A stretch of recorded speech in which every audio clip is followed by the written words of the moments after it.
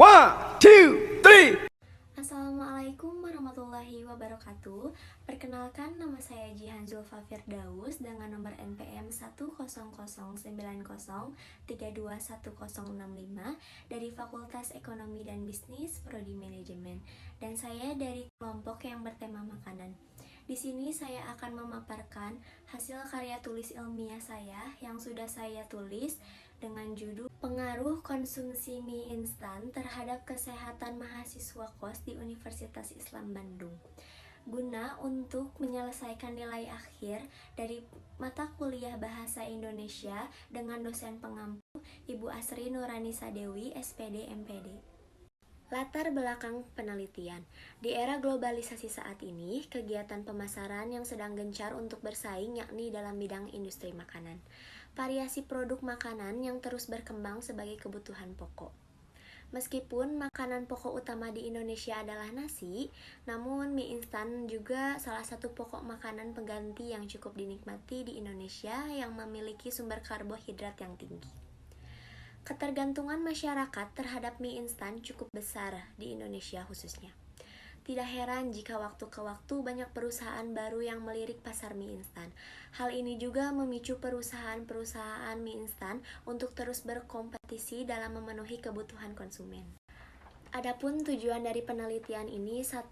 Untuk mengetahui zat berbahaya apa sajakah yang terkandung dalam mie instan. Yang kedua, untuk mengetahui dampak apa yang ditimbulkan dalam mengkonsumsi mie instan bagi kesehatan tubuh. Yang ketiga, untuk mengetahui alasan mahasiswa kos lebih memilih mie instan untuk dikonsumsi. Yang keempat, untuk mengetahui solusi yang dapat diterapkan untuk mencegah dampak buruk yang ditimbulkan oleh mie instan. Adapun manfaat penelitian, karya tulis ilmiah ini dapat diharapkan untuk memberikan pengetahuan dan informasi mengenai dampak atau pengaruh konsumsi mie instan bagi kesehatan tubuh mahasiswa kos di Universitas Islam Bandung. Dan dapat diharapkan juga untuk menambah wawasan kepada penulis mengenai hal tersebut. Definisi mie. Mie adalah produk pangan yang terbuat dari bahan dasar terigu. Sekitar 40% konsumsi gandum di Asia adalah mie. Mie merupakan adonan tipis dan panjang yang telah digulung dan dikeringkan. Mie instan atau mie siap hidang adalah mie mentah berbentuk tipis dan panjang yang telah digulung dan mengalami pengukusan terlebih dahulu, lalu dikeringkan sehingga menjadi mie instan yang dapat direbus ataupun digoreng. Mie instan juga merupakan mie yang sudah dimasak dalam air mendidih terlebih dahulu sekitar 10-15 menit, lalu dicampurkan dengan minyak dan bisa disajikan menggunakan bumbu-bumbu yang sudah ada dalam kemasannya.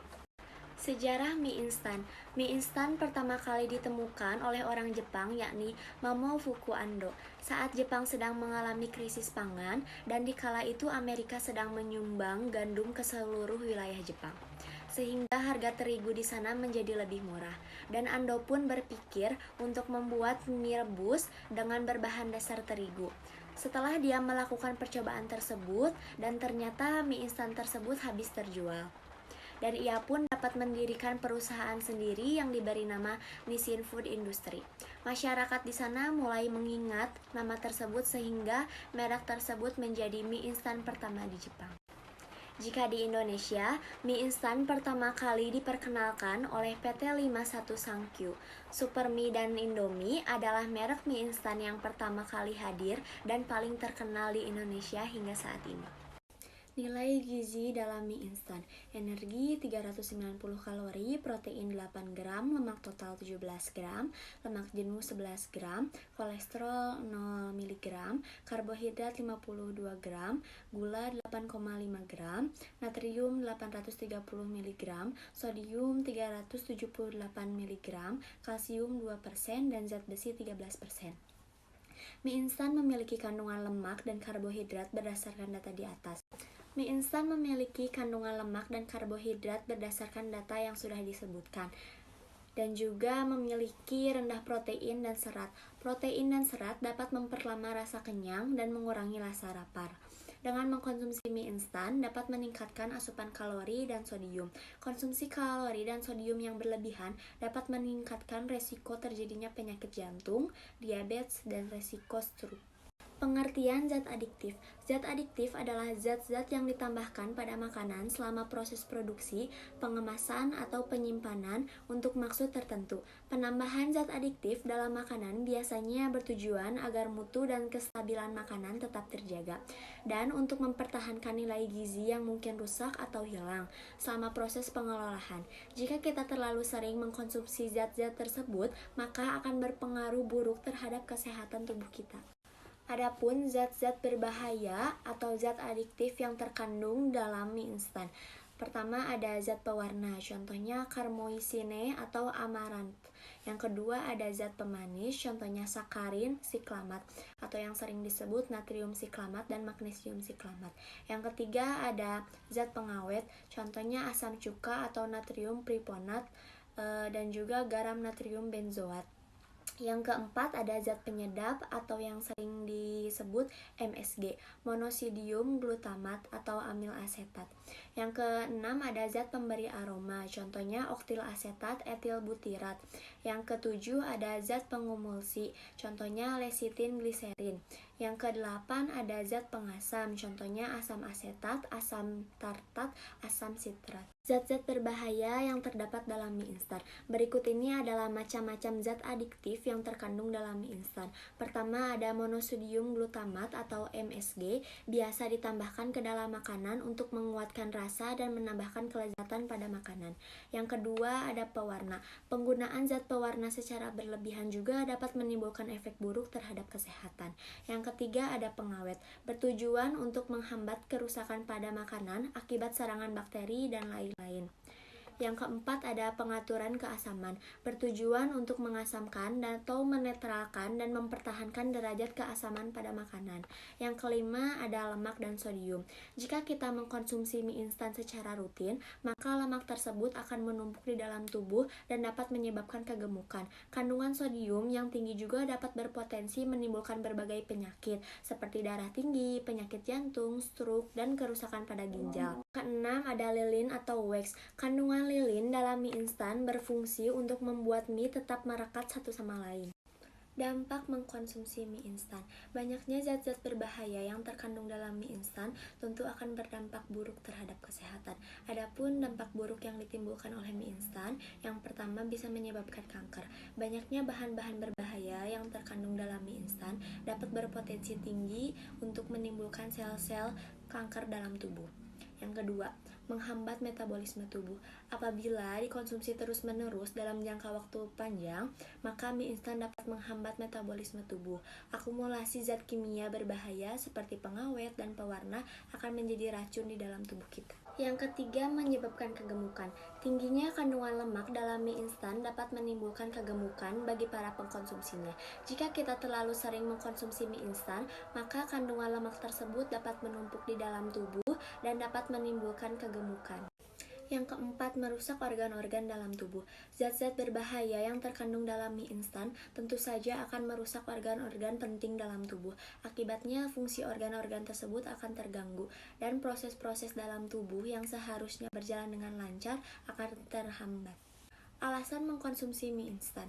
Yang pertama, cara memasaknya yang praktis dan mudah, dari namanya saja sudah instan. Jadi cara memasaknya pun sangat praktis, tidak akan lebih dari 10 menit. Apalagi jika memasaknya dalam cup, contohnya pop mie, dalam waktu 5 menit pun sudah bisa disajikan. Rasanya yang lezat dan bervariasi, banyak digemari karena mempunyai cita rasa yang khas dan membuat ketagihan. Dan kita dapat mudah memilih rasa apapun yang kita mau, contohnya seperti rasa ayam bawang, bakso, soto, sosis, rendang, kuah kari, dan lain sebagainya. Yang ketiga, mudah didapatkan. Mie instan saat ini sudah beredar luas di pasaran, baik warung kecil ataupun supermarket, harganya pun sangat terjangkau.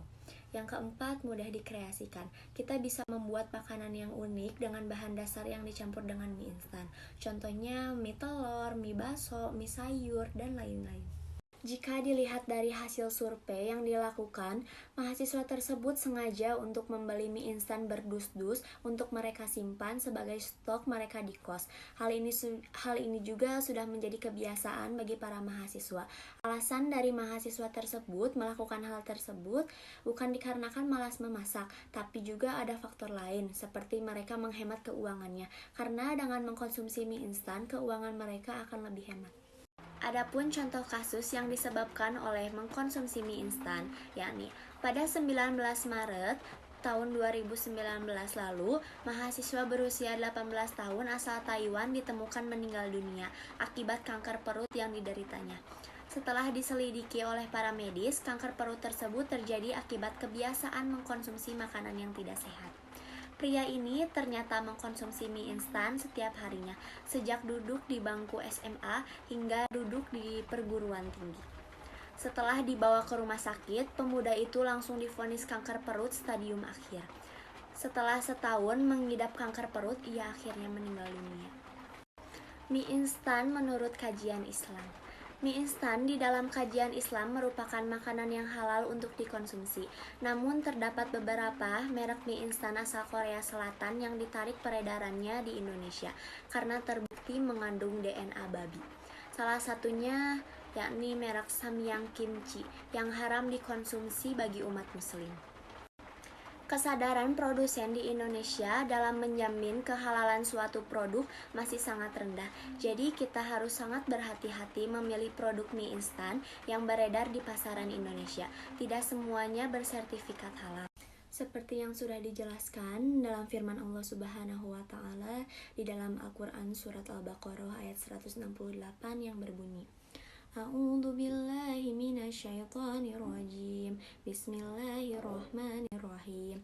Ya ayyuhan nasu kullu mimma fil ardi halalan thayyiban wa la tattabi'u khutuwati syaitan innahu lakum aduwwum mubin. Shadaqallahul adzim. Yang artinya, hai sekalian manusia, makanlah yang halal lagi baik dan apa yang terdapat di bumi. Jadi, untuk umat muslim semuanya kita harus memakan makanan yang halal dan tidak dibolehkan makan makanan yang haram. Kita diperbolehkan untuk mengkonsumsi mie instan, tetapi kita harus bisa memilih produk mie instan yang baik dan halal yang dapat dikonsumsi oleh umat muslim. Yang di belakangnya ada bersertifikat halal. Hasil pembahasan, mie instan merupakan bentuk makanan cepat saji yang dibuat manusia dengan rasa yang begitu lezat, sehingga membuat semua orang menjadi ketagihan. Apalagi di kalangan remaja seperti mahasiswa kos, mereka lebih memilih makanan cepat saji daripada harus memasak makanan yang lebih sehat. Dari pembahasan yang sudah dipaparkan, kita mendapatkan solusi untuk tetap dapat mengkonsumsi mie instan. Walaupun mie instan mempunyai banyak kerugian untuk kesehatan tubuh, namun kita bisa sedikit menekankan keburukan mie instan dengan melakukan beberapa cara seperti menambah beberapa bahan makanan yang lainnya yang lebih bergizi mungkin ke dalam mie instan. Contohnya seperti sayuran, telur, sosis, dan lain sebagainya. Saran untuk mengkonsumsi mie instan. Untuk menghindari bahaya yang ditimbulkan oleh mie instan, sebaiknya dalam mengkonsumsi mie instan kuah tidak boleh menggunakan air rebusan pertama, karena saat mie instan direbus, zat-zat berbahaya seperti lilin lepas dari mie dan menyatu ke dalam air rebusan. Sebaiknya kita membuang rebusan air pertama dan menggantinya dengan air panas yang lebih bersih. Kita juga harus mengatur waktu dalam mengkonsumsi mie instan. Minimal kita harus memberi jarak sekitar 3 hari setelah kita mengkonsumsinya. Tetapi lebih baik juga kita sangat mengurangi konsumsi mie instan. Mulai dari sekarang misalnya hanya 1-2 kali dalam sebulan. Lebih banyak konsumsi makanan yang sehat dan bergizi. Bagus untuk kesehatan tubuh kita seperti sayuran dan lain-lain. Mungkin cukup sekian pemaparan materi yang dapat saya sampaikan, kurang lebihnya mohon dimaafkan. Terima kasih. Wassalamualaikum warahmatullahi wabarakatuh.